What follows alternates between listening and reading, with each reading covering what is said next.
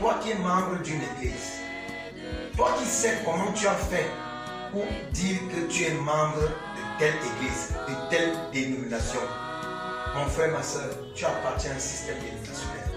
Cela ne fait pas de toi un enfant né de nouveau de l'Esprit de Dieu. Voilà pourquoi je viens actuellement te réveiller par le Saint-Esprit pour que tu prennes conscience. Il n'y a qu'une seule voix qui va rassembler toutes les causes.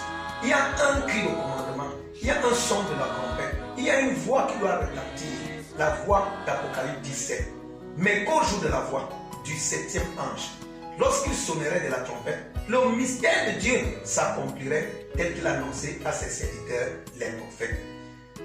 Je viens te rappeler quelque chose. Ton système dénominationnel, c'est celui-là qui te tient.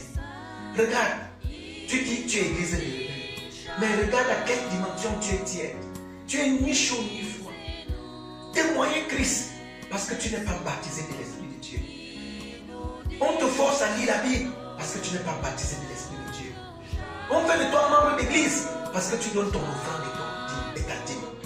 Je te rappelle, lorsqu'on est baptisé de l'Esprit de Dieu, on devient témoin. Un témoin véritable de Jésus-Christ.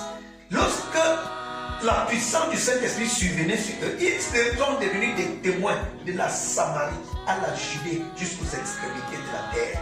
Voilà pourquoi la seule manière d'être membre dans le corps mystique de l'Église, il faut être baptisé de l'Esprit de Christ. Et pour être baptisé de l'Esprit de Christ, il nous a dit, acte 2, 38, 39, repentez-vous et que chacun de vous soit baptisé au nom du Seigneur Jésus-Christ. Mais toi, on t'a baptisé sur quel nom? Au nom du Père, au nom du Fils et du nom du Saint-Esprit. Toi-même, pose-toi la question. Le Père, c'est un nom. Le Fils, c'est un nom. Le Saint-Esprit, c'est un nom. Tu te baptises au nom des titres. Tu parleras de Matthieu 28, 19. Je te pose la question.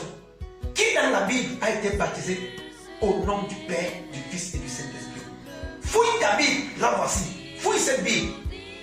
Montre une seule personne qui a été baptisée au nom du Père et du Saint-Esprit. Tous les baptêmes ont été repris. Dans Actes 19, 1 à 6, Paul a eu la révélation comme Pierre. Il a repris les baptêmes de tous ceux qui avaient été baptisés autrement.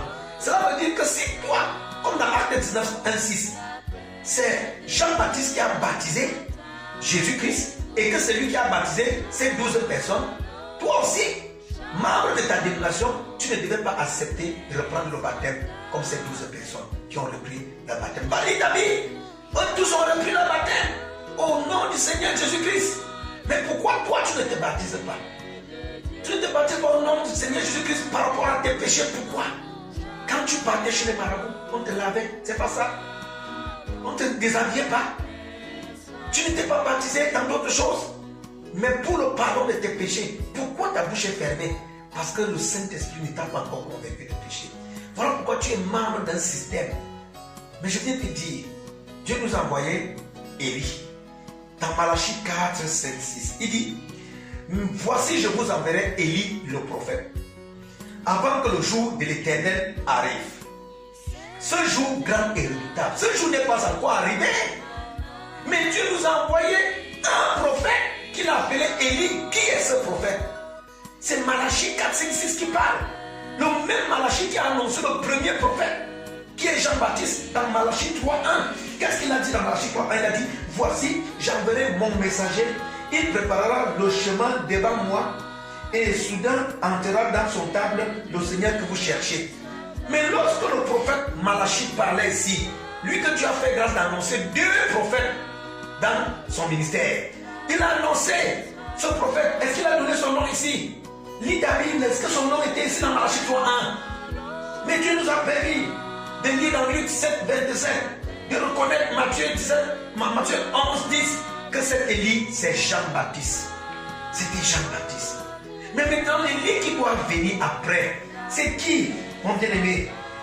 Il ramènera le cœur des pères à leurs enfants. Pourquoi le cœur des pères à leurs enfants? Ça, c'est Jean-Baptiste. Mais regarde comment la Bible nous parle de Jean-Baptiste. C'est dans Luc 1, 17. Qu'est-ce que Dieu nous dit? Allons-y voir. Pour qu'on voit à qui appartenait cette commission. Cette commission appartenait à Jean-Baptiste. La commission d'amener les cœurs des pères à leurs enfants. Que Dieu te révèle cette parole. Regarde mon bien-aimé, Luc 1,17. La Bible dit ceci. Car il sera grand devant le Seigneur, il ne boira ni vin, ni liqueur et ni franc, et il sera rempli de l'Esprit Saint dès le sein de sa mère. Il ramènera plusieurs des fils d'Israël au Seigneur leur Dieu. Il marchera devant Dieu avec l'esprit et la puissance d'Élie pour ramener les cœurs des pères vers leurs enfants. Pour ramener le cœur des pères vers leurs enfants. Voilà la commission de Jean-Baptiste. Il y a un autre Élie qui devait venir. Cet Élie qui devait venir faire quoi? Matthieu 17, 11. Dieu nous parle de cet Élie. Dieu nous dit quoi dans Matthieu 17, 11? Dans Matthieu 17, 11, Dieu nous dit ceci. Dieu nous dit, il répondit, il est vrai qu'Élie doit venir et rétablir toutes choses. Quel est l'Élie qui doit venir rétablir toutes choses? Ce n'est plus Jean-Baptiste. Puisque Dieu a dit que le plus petit dans le royaume de Dieu est plus grand que Jean-Baptiste. Donc ce n'est pas lui qui est venu pour rétablir toutes choses. Mais qui était l'Élie qui devait ramener le cœur des pères à leurs enfants? C'est Jean-Baptiste, c'est sa commission. C'est lui qui annonce la première venue de Jésus-Christ. Mais il y a une autre Élie qui doit annoncer la seconde venue de Jésus-Christ. C'est de lui que je te parle. Toi qui es captif dans une dénomination où on a fermé tes yeux avec les systèmes dénominationnels. Je suis venu pour que Dieu te délivre comme il m'a délivré du pentecôtisme. Il m'a délivré du monde et du monde et du système de ce monde et de l'enfer. Écoute bien, mon bien-aimé. Matthieu 17, 12. Mais je vous dis qu'Élie est déjà venu, qu'ils ne l'ont pas reconnu et qu'ils l'ont traité comme ils ont voulu. De même, le Fils de l'homme souffrira de leur part. Les disciples comprirent alors qu'il leur parlait de Jean-Baptiste. Oui, c'est cet Élie de Matthieu 17, 12 là, qui est l'Élie qui devait ramener le cœur des pères à leurs enfants. Et c'était sa commission. Mais l'Élie qui devait revenir et rétablir toutes choses, c'était qui? C'est celui qui devait donc jouer le rôle de ramener le cœur des enfants à leur père, comme il a fait pour moi. Il a ramené mon cœur au Père apostolique. Voilà pourquoi le Saint-Esprit me conduit. Pas une dénomination, pas une église, pas un pasteur, pas un système religieux. Mais parce que Dieu a prédestiné que dans les temps de la fin, l'Élie là doit accomplir cela. Quel est le nom de cet Élie? 7, c'est le chiffre d'accomplissement de Dieu. 7, mon bien-aimé, écoute très bien, William, c'est 7 lettres. Marion, c'est 7 lettres. William, Marion, Branham, c'est 7 lettres. N'aie pas peur de ce nom. N'aie pas peur de ce nom. Tout ce qu'on a dit de faux dans ce nom, mon bien-aimé, va devant le Seigneur. 7, c'est le chiffre d'accomplissement de Dieu. Et Dieu nous a envoyé un prophète. L'Élie de Malachie 4, 5, 6, c'est William Marion Branham. La voix d'Apocalypse 17, c'est William Marion Branham. L'Élie que Dieu nous a annoncé qu'il devait venir. Oui, et rétablir toutes choses, c'est William Marion Branham. Voilà pourquoi il a commencé par le jardin d'Éden. Le livre que Satan tient les gens dans l'aveuglement. Il a commencé par la révélation pour nous révéler ce qui s'est réellement passé au jardin d'Éden. Que ce n'était pas une pomme que Ève a mangée. Non. Voilà pourquoi aujourd'hui, plusieurs femmes et plusieurs hommes partent en mariage ayant déjà perdu leur virginité. Ça a commencé où? Ça a commencé par Ève au jardin d'Éden. Ce n'était pas une pomme. Un serpent qui parlait. Un serpent qui posait les questions. Dieu a-t-il réellement dit? Un serpent qui marchait, qui avait les 5 sens. Ce serpent, le serpent qui a eu des rapports sexuels avec Ève.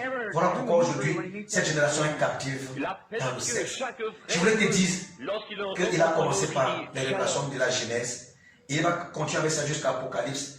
Dans les 7 sceaux, les 7 mystères, mon frère, les 7 trompettes, les 7 âges de l'Église, il va révéler toute la parole de la Genèse Apocalypse. C'est lui qui va venir rétablir toutes choses.